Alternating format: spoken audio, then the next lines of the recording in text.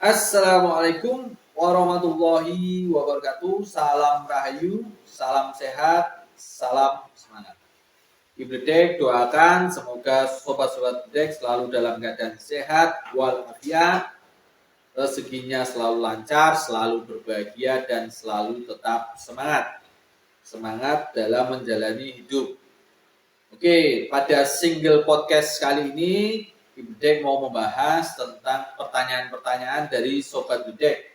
Di sini pertanyaan-pertanyaan yang berkaitan dengan kodam, baik itu pertanyaan melalui WA, melalui email, ataupun melalui komen di komentar di channel Ibledek Kantil.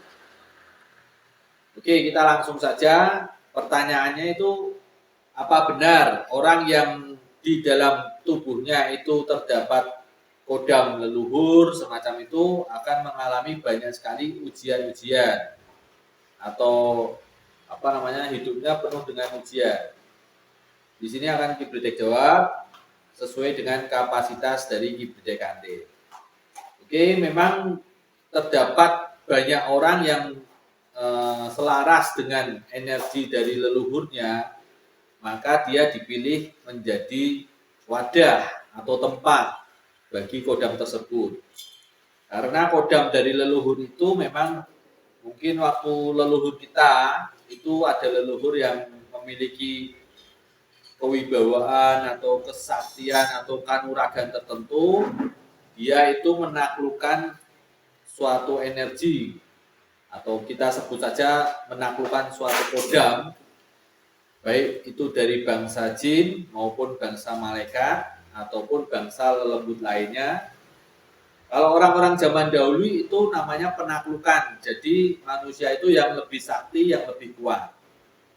Jadi di saat penaklukan tersebut, maka kodam tersebut akan berjanji setia terhadap orang tersebut. Jadi kalau orang tersebut leluhur kita, nanti kodam itu kan umurnya lebih panjang dibanding manusia. Itu nanti akan turun-temurun. Namun tidak semua keturunannya akan mendapatkan kesempatan menjadi wadah, karena kodam tersebut akan memilih wadahnya itu selaras atau tidak energinya dengan leluhurnya.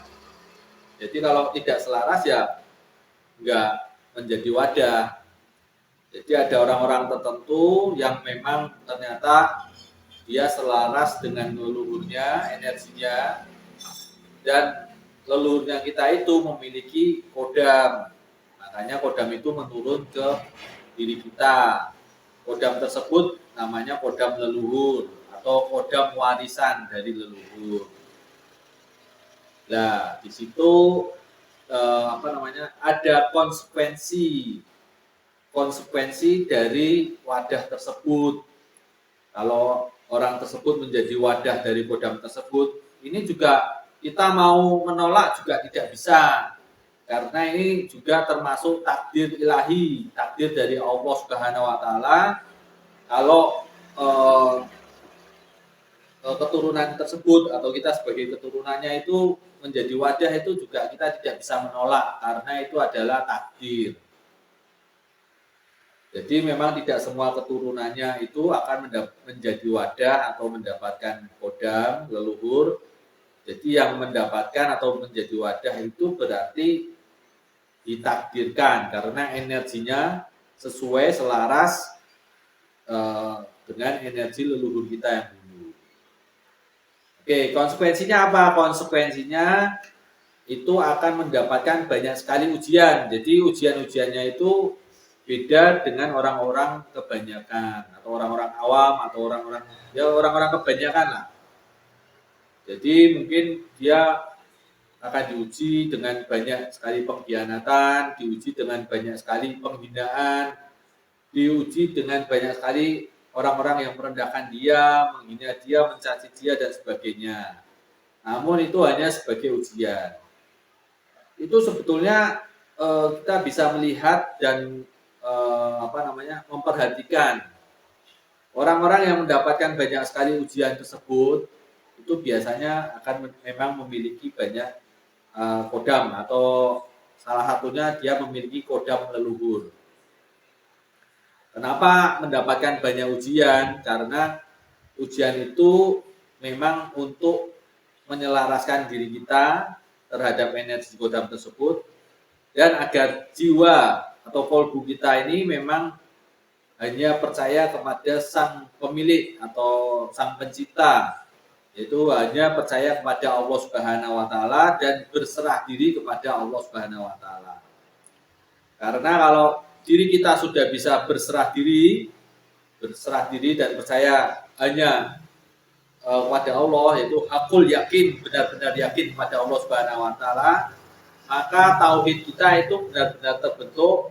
Akhirnya kodam tersebut, kodam dari leluhur kita itu akan menjadi selaras terhadap diri kita, dan itu nanti mulai kita bisa mendapatkan berkah, barokah atau manfaat dari kodam tersebut. Karena awal kodam dari leluhur kita adalah penaklukan. Jadi kita memang harus bisa seperti leluhur kita, menaklukkan. Jadi bukan kita yang ditaklukkan, tapi kita yang menaklukkan kodam tersebut. Akhirnya kita bisa menggunakan kodam tersebut tanpa tedeng aling-aling atau tanpa imbalan atau semacamnya. Karena banyak sekali zaman sekarang orang-orang mencari kodam itu bukan penaklukan, tapi dia yang memohon agar menjadi bawahannya malah. Itu kebalik. Kalau orang zaman dulu itu menaklukkan. Ada raja jin, kita taklukkan. Jadi lebih sakti orang manusianya ya dibanding bangsa lain tersebut. Namun kalau yang zaman sekarang itu banyak salahnya, yaitu karena manusianya yang merendahkan martabat menjadi taklukan dari kodam tersebut. Itu yang tidak baik. Makanya sebetulnya kalau tidak bisa tidak bisa memahami tentang hal tersebut, lebih baik memang jangan dekat-dekat dengan hal-hal semacam ini. Karena sebelum kita bisa menaklukkan, tauhid kita itu harus benar-benar kuat. Jadi kita harus hakul yakin, percaya benar terhadap sang pencipta kita siapa. Harus tahu dulu itu. Oke, itu jawaban dari tadi pertanyaan, apakah karena kodam tersebut maka kita mendapatkan banyak ujian dan sebagainya. Semua itu ada ada sebab dan akibat, ada plus dan minus, dan semuanya itu ada perimbangannya ya. Jadi memang kita banyak ujian, namun kalau kita bisa melewati atau lulus dari ujian tersebut, kita akan mendapatkan berkah barokahnya. Berkah barokahnya itu sendiri-sendiri, ada yang bisa menjadi penyembuh, ada yang bisa jadi spiritualis yang bisa memberikan manfaat banyak bagi manusia, ada yang bisa menjadi penasehat, ada yang semacam-macam pokoknya. Itu tergantung pribadi masing-masing. Oke, semoga bisa memberikan jawaban dan manfaat bagi sobat-sobat Gedek. Wassalamualaikum warahmatullahi wabarakatuh. Salam rahayu, salam sehat, salam semangat.